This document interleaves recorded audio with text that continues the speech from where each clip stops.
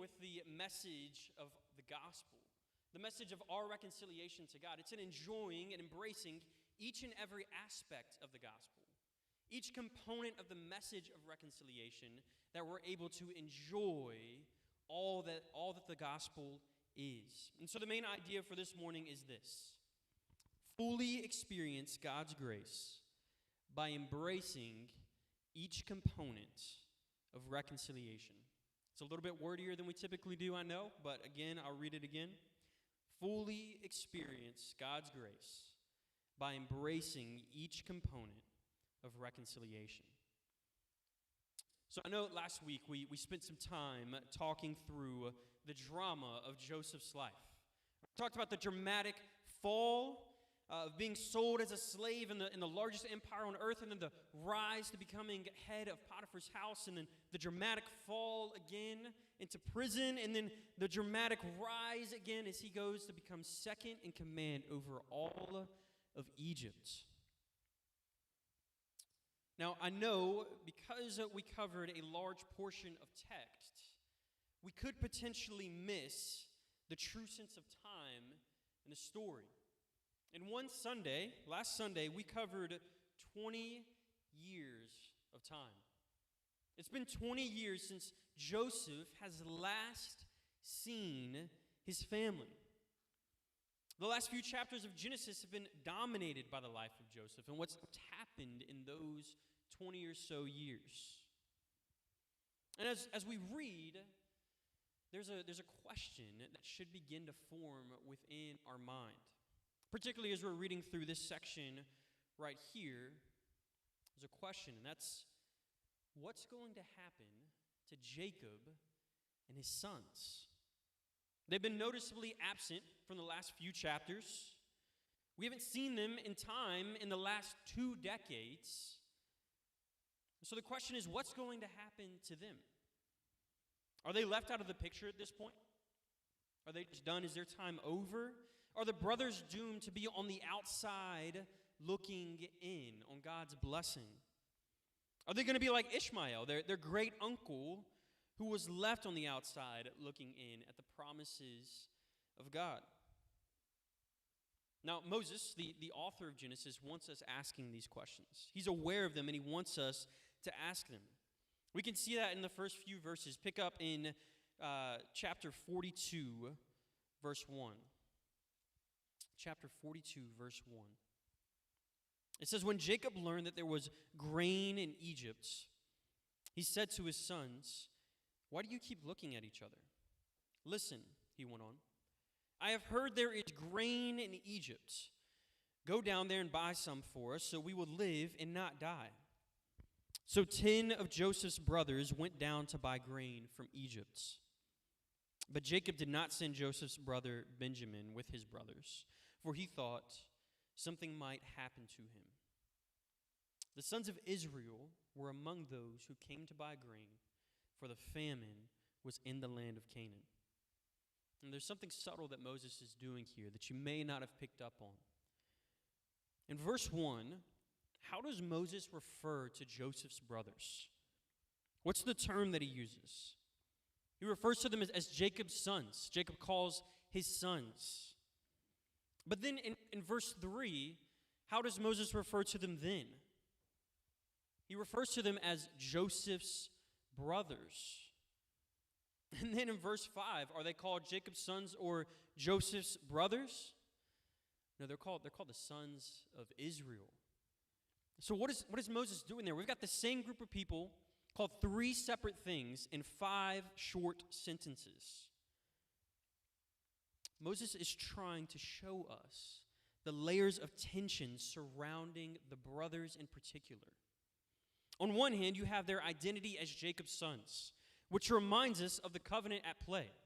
Right? From Genesis 12 all the way up to the life of Joseph, there's been one theme that has dominated the entire text. And that's the covenant that was given to Abraham and then was passed down to Isaac and now has been passed down to Jacob. And so now the question is, which of these brothers will the covenant be passed to? And so they're Jacob's sons. They're also Joseph's brothers, which reminds us, oh, hey, yeah, these are the guys that tried to kill Joseph. and then sold him, and oh yeah, they're unknowingly on their way to see him right now. Now that's enough tension right there for us. But on top of that, Moses is writing the book of Genesis to the nation of Israel. And so their ears, when they heard the son of Israel, their ears would have perked up. They know that this is the origin story of the covenant people of God. So the question is, knowing that there's a covenant at stake, knowing that they're on their way to see Joseph, and knowing that eventually these people would become the nation of Israel, the question is this: how is it that this flawed family, these messed up people, would eventually become the nation to which Moses is writing? How would they become the covenant people of God? And so the scene is set. Joseph and his brothers are on a collision course. And so the brothers enter Egypt to buy grain. They simply have a need, and they're going to meet that need. Picking up in verse 6, it says, Joseph was in charge of the country. He sold grain to all its people. His brothers came and bowed down before him with their faces to the ground. When Joseph saw his brothers, he recognized them, but he treated them like strangers and spoke harshly to them. The moment of tension happens. They're face to face, but they don't recognize Joseph. But Joseph recognizes them. It's been 20 years, but he instantly knows who they are. You can imagine the flashbacks, right? He's thinking back to the last time that he saw them. But there's a bit of irony here. The last time that Joseph saw them, he was the one below them. I mean, you can imagine him thinking about physically being in a pit, looking up at his brothers as they exchange money for his life to be sold. But now it's the exact opposite. They are laid down, prostrate before him, bowed before him, and he holds their life in his hands. Now, if you were in Joseph's situation, what would you do? How would you expect Joseph to act here? He holds all the power in the world. He can do whatever he wants. And I'm sure everyone else would back him up if he wanted to punish them. But something hits Joseph. Verse 9 tells us that Joseph remembered his dreams about them. He remembers that God gave him a dream that this very moment would take place. In other words, this is not a moment to act out personal revenge. This is a weighty moment because it's part of the plan of God. And so what does Joseph do? Recognizing that this is a moment that is bigger than just him, he devises a plan. I mean, it's been 20 years. It's been 20 years since he's seen his brothers. I mean, he's got to have the questions. What have they become? Who are they? What is their character like? And so he needs to test them. He needs to figure out who they are. And so he gets to work. First, in verse 9, he accuses them of being spies. He tells them that in order to prove their loyalty, they need to bring Benjamin back to him, their youngest brother. Initially, he says that only one brother can go back and the rest will stay imprisoned in Egypt. But after a few days, he lets up and he says, hey, you can all go back. You just need to leave one brother with me. So he takes in Simeon. Now think about this from the brothers' perspective. They've simply just come to Egypt with a legitimate need. Right? Their families are starving. They've heard there's food in Egypt, and now they're coming to get food. And now they've been randomly accused of being spies, and one of them is going to prison. Now, how would you expect them to react? I mean, would you expect them to be angry, confused maybe, trying to figure out the situation? Well, take a look at their conversation after 9 of them are released back home. Picking up in verse 21, we read, Then they said to each other, Obviously, we are being punished for what we did to our brother. We saw his deep distress when he pleaded with us, but we would not listen. And that is why this trouble has come to us. But Reuben replied, didn't I tell you not to harm the boy? But you wouldn't listen. Now we must account for his blood. That's odd at first. They say obviously. It doesn't seem that obvious to me. They're not thinking about their original need, why they originally came to Egypt. They're not thinking about food. They're not even thinking about the ruler in front of them. Instead, they're thinking about their sin. They recognize that there is a real wrong that they have done, a real sin that they have committed to which they have not paid. They've had a real sin for which they've not been held accountable. And actually, they're right. Their reasoning may be wrong. It doesn't really get into that, but it is because of their treatment of Joseph that they are going through what they are going through now. You see, this is the first part of Joseph's test. For any true reconciliation to take place, the brothers must recognize their own sin. And so the brothers arrive back home. They journey back to Canaan. And unlike they did with Joseph, they tell their father the truth. They tell him everything. They explain the whole situation, explain what they need to do. But then they do something that's different, even more different. Look at what Reuben says in verse 31. It says, then Reuben said to his father, you can kill my two sons if I don't bring him back to you. Put him in my care, and I will return him to you. What did Reuben do when Joseph was sold into slavery? What was his part to play in? He was essentially just a bystander. He left. Joseph was then sold into slavery, and then Reuben came back to discover that they had sold Joseph. But he participated in the lie. He's the one that went out and got the cloak and covered it with blood so that they could then give it to Jacob and show that Joseph was killed. But here we find him acting totally different. He's not trying to skirt around the problem. Instead, he's taking ownership of what has happened. Now, just owning the problem doesn't solve the problem. Jacob has had enough of losing sons, so he turns Reuben down. He says, no, I can't bear to lose anyone else. But then some time passes, and the grain runs out, and Jacob needs to feed his family. And so they're faced with the same conundrum. They cannot go back unless they bring Benjamin, but they need food. They need to go back. And so Jacob is in a flux. What does he do? Well, Judah becomes the spokesman this time. Now, Judah's role in selling Joseph into slavery was that it was his idea in the first place. He was not a bystander like Reuben. He's the one who said, hey, we should sell him for some money instead of killing him. But now look at what he has to say, starting in chapter 43, verse 8. It says, then Judah said to his father Israel, send the boy with me.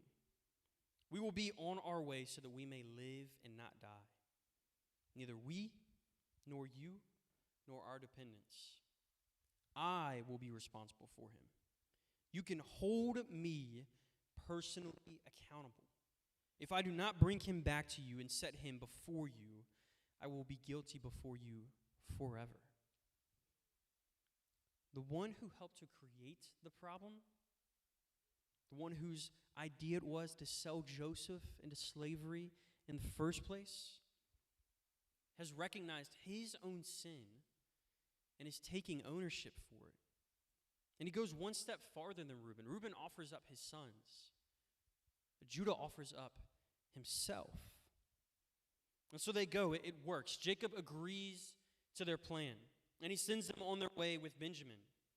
Now, when they arrive before Joseph, though, Joseph has them sent into his house instead of just giving them back Simeon. And so panic ensues. But it's not just because things are going not how they expected. Instead, there's a deeper reason why they're scared. You see, last time they came before Joseph, they brought silver to pay for the food, rightly so. But after everything happened and they got back home, they realized the silver that they had paid with was still in their bags. And so now they think that they're about to be punished for stealing the silver, which Joseph actually put in their bags. But this time, they came prepared. They brought back the silver plus more silver plus goods from Canaan. And so they call over Joseph's servant and they say to him, starting in verse 20, "My Lord, we really did come down here the first time only to buy food. When we came to the place where we lodged for the night and opened our bags of grain, each one's silver was at the top of his bag. It was the full amount of our silver, and we have brought it back with us. We have brought additional silver with us to buy food. We don't know who put our silver in our bags." Now think about this with me for a moment. What kind of position are the brothers in? They've been accused of being spies, and then they accidentally, or at least they think, they stole grain and silver. And now they're coming back to Joseph with an attempt to make it up to him. But does Joseph really need anything that they have? He doesn't. He's ruler of Egypt. He doesn't need their silver. He doesn't need their food. They're stuck in a vulnerable position. I mean, they're totally helpless. But that doesn't stop them from trying. So that they call the servant over, they give their explanation. But he responds, "May you be well. Don't be afraid. Your God and the God of your father must have put your treasure in your bags. I received your silver." Their attempt at appeasing doesn't actually work. The servant doesn't want it, but it's a good thing. No punishment's coming their way. But it's not because of their ability to provide something worth taking. It's because Joseph has chosen to bless them. Their gift was not enough. And so then a party ensues. Again, it's just a wild roller coaster for the brothers. Simeon is brought into the room, and Joseph comes in, and they all begin to eat this crazy meal together. They feast and rejoice, and they drink. But Joseph still has a plan in place.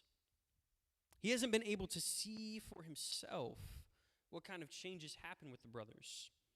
They've brought Benjamin to him. That's the first step. But he needs to see their character in action. And so as they all start to trickle out of the room to go to bed, Joseph pulls his servant aside and gives him instructions. In chapter 44, verse 1, Joseph commanded his steward, "Fill the men's bags with as much food as they can carry, and put each one's silver at the top of his bag. Put my cup, the silver one, at the top of the youngest one's bag, along with the silver for his grain." So he did as Joseph told him. So Joseph is still working on his plan. Let's keep reading it. At morning light, the men were sent off with their donkeys. They had not gone very far from the city when Joseph said to his steward, "Get up, pursue the men, and when you overtake them, say to them, 'Why have you repaid evil for good? Isn't this the cup that my master drinks from and uses for divination? What you have done is wrong.'" Now imagine being the brothers in this scenario. You've just experienced a wild weekend. I mean, the guy who accused you of being spies has now invited you into his home and threw a feast for you. He hung out with you. He partied with you. And now you're going back home with all of your brothers and all the grain that you came for in the first place. I mean, you've got a story to tell Dad. But then you start to hear some hooves beating on the ground. You try and figure out what's going on, and you turn around and you see a cloud of dust coming in. I mean, you've got to be thinking, what's going on now? Can we not just get out of here normally for once? And then the guy shows up, and he catches up to you, and he accuses you of stealing again. What is going on? So how do the brothers respond? Probably how you would respond in the situation. In verse 7, it says, they said to him, "Why does my Lord say these things? Your servants could not possibly do such a thing. We even brought back to you from the land of Canaan the silver we found at the top of our bags. How could we steal silver or gold from your master's house? If it is found with one of us, your servants, he must die, and the rest of us will become my Lord's slaves." They're so confident that they don't have the silver, that they don't have the cup. They're willing to put their lives on the line. But then Joseph's men search the bags, and they find the cup in Benjamin's bag. Benjamin, the one they swore to protect, the one their dad begged them to take care of. And so what kind of position are the brothers in? Joseph's the one in power here. Joseph is the one who calls the shots. The brothers are again totally vulnerable and helpless. Judah recognizes this. He says in verse 16 to Joseph, "What can we say to my Lord? How can we plead? How can we justify ourselves? God has exposed your servant's iniquity. We are now my Lord's slaves, both we and the one in whose possession the cup was found." There's nothing that they can do, and Judah recognizes it. But he keeps going. He explains to Joseph what happened at home. He explains the situation surrounding Benjamin and Jacob. And then he says in verse 33, "Now please let your servant," that is Judah, "remain here as my Lord's slave in place of the boy. Let him go back with his brothers. For how can I go back to my father without the boy? I could not bear to see the grief that would overwhelm my father." The only thing that Judah can do is to embrace the consequences of the situation. It was he that wanted to sell Joseph. That's what led to this moment. And now all he can do is offer himself in Benjamin's place. And so he does. He embraces the reality, embraces his helplessness, and offers himself. And Joseph is overcome with the moment. He sees his brother. He can recall his voice selling him, offering to sell him. And now he hears this same brother wanting to offer himself in place of Benjamin. And he breaks down. He can't bear to see his brother like this. He sends his servants out, and he reveals his identity to his brothers. It's me. It's Joseph. But how do the brothers react? Do they jump up and down with joy? Do they gasp that he could be alive? Do they start to weep? No, instead, in chapter 45, verse 3, we read, "But they could not answer him because they were terrified in his presence." Before, Joseph was just a powerful ruler, someone not to be messed with, someone very much worthy of respect, worthy of fear. But now it's gone to a deeper level. This is not impersonal. This just hit a personal level. Standing before them is the brother that they hated. Standing before them is their brother that they wanted to kill. And standing before them is the brother that they eventually sold into slavery. And their lives are in his hands. And so the reaction isn't happiness. It's not joy. It's fear. It is mind-numbing, arms and legs turning into jello. Fear. But what does Joseph do? He essentially has them in the palm of his hand. He could drop the hammer if he wants to, but he doesn't. Instead, he beckons them closer and says, "Please come near to me." How incredible is this? Joseph doesn't reprimand them. He doesn't rub it in their face. He doesn't send them to a prison cell. Instead, he shows compassion and love. He beckons them in close. He wants intimacy. He wants a restoration in relationship. He wants reconciliation. He wants to be more than just a ruler over them. He wants to be restored as a family. And then he does something even more incredible. He tells them to not hold themselves accountable for their sin. If you look at verse 5, it says, "And now don't be grieved or angry with yourselves for selling me here, because God sent me ahead of you to preserve life." Instead of holding them accountable, which you would be justified to do, he tells them that this is God's plan.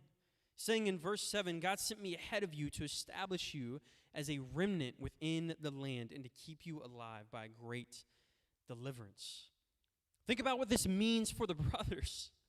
We were asking what's going to happen to them. We haven't heard from them, and now they're here. Were they doomed to live a life apart from the blessings of God? And now they know that they're not. They are receiving God's blessings totally undeserved, purely because of the plan of God and the grace shown to them. The brothers are not left on the outside looking in. Instead, God entered into their mess and provided a means of restoration so that they could experience the blessings of God. Now you may be asking, okay, well, what does this have to do with us? I haven't really given a ton of application, just explained the story. Well, no, church, this is our story. We're not Joseph. We are not the ones who are blameless. We're not the ones who are in position of power. We are the brothers. We were standing on the outside of the blessing of God looking in, and we had the same question that the brothers had. What will become of us? We rejected God. We exchanged God for other things as we placed the pursuit of our own little kingdom, our own little empires, above the pursuit of God. And when put face to face with God, we would have the same reaction that the brothers had. We would be terrified because we're utterly helpless before Him. I mean, think about it. What can we give to God that He doesn't already have? What can we do to appease Him? But the picture of grace that God shows here, the picture of grace that Joseph shows here is the picture of who God is. God has always been a God of reconciliation. I mean, look at the cross. At the cross, we see Christ beckoning us in close. At the cross, we see Christ asking the Father to forgive us, just as Joseph told his brothers not to be grieved over their sin. At the cross, we see the plan of God taking place to provide for us. At the cross, we see Jesus telling us to come to Him, and He will provide all that we need. We see our sin and helplessness taken care of as Christ shows that He has paid the payment for our sin. Now, all that we need to do is come and give ourselves to Him, and He will give us all things. And so the call today, the response to this is to embrace that. Just like the brothers needed to embrace each component along their path towards reconciliation with Joseph, we need to embrace and appreciate each component of the path towards reconciliation with God. It is in embracing each and every aspect of the message of the gospel that we can fully experience the grace of God. Maybe you haven't recognized your deeper problem. Maybe you haven't recognized that you are sinful. If that is you, the call today is to recognize that. To recognize that before God, there is nothing that we can do. To recognize that we've offended Him. And it is in knowing the bitterness of your sin that you can fully taste the sweetness of grace. Maybe you haven't recognized your helplessness. You keep trying to offer things to God. You think that you can muster up the strength and resolve to do all of the right things. Well, the call today is to embrace your helplessness, to recognize that you can't offer anything, that no matter how hard you try, you can't change your heart. And it is in realizing that God gives us grace, undeserved, that we can fully feel the rest that Jesus intends us to have, which is the heart change needed for us to make life changes. Maybe you're still struck with fear, and you haven't drawn near to God. Well, remember that God is not asking you to clean yourself up first. He is calling for you to come to him with all of your baggage, whether you're a Christian or not. It is realizing that God really wants you to draw near, that we can fully experience what it means to be forgiven. Maybe you're still trying to provide for yourself. Remember that our story today, provision looked like Joseph ending up in prison for 2 years. Remember that God is providing for you at each and every step. It is in embracing that God is in control that we find the peace that Christ is offering to us. And so if you would, bow your heads for a moment. I want you to think about what part of the gospel, what component of the gospel you have trouble embracing. Are you still trying to earn God's favor? Are you still trying to make yourself look better before God? Have you never recognized the depths of your sin? Do you have a hard time trusting that God is in control and that he wants what is best for you? Take a moment to think about this. And then remind yourself that though you may feel like you should be gripped by fear, God is beckoning you in close. He's asking you to draw in. He wants intimacy with you. He wants you to experience the fullness of his grace. Take a moment to allow yourself to be fully embraced by him.